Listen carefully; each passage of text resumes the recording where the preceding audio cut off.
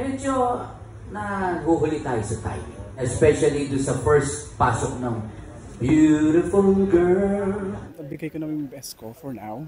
But kung makakapasok man po tayo, I think I can do better. I will do better for the next round, if ever po. 3 stars! 3 stars din!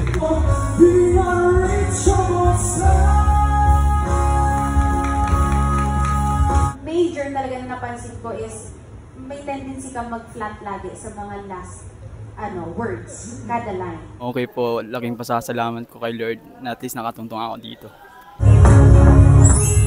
2 stars!